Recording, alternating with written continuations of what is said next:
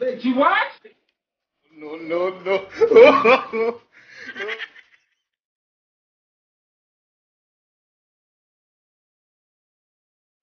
Ba dubu biyu. Oke yawwa kuma ba ba shi dan ka zama an saba ba. Haba, abin da nake siya ɗari biyar. Abin da nake siya ɗari biyar. Ni gaskiya ɗari biyar. Kai dama kullum haka kai. Kai, dan uban kamar da su. Wait, you what? No.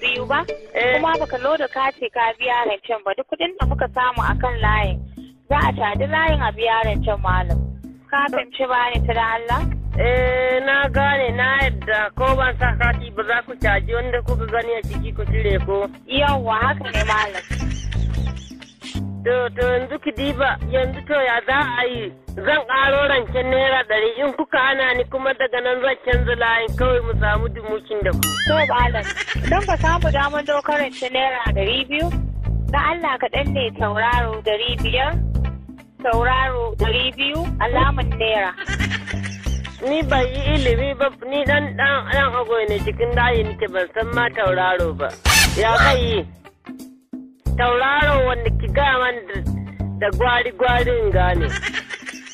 Malam, ka ba ma wani wayan ka ya taimake ka dokarancin da Allah. Kin gane ko yanda ake rance kawai shine na iya ni in ki sata man laye kawai in ƙara in yi rancen naira 100 in kuma kin kiya kawai in duba in sai gulo da ATM.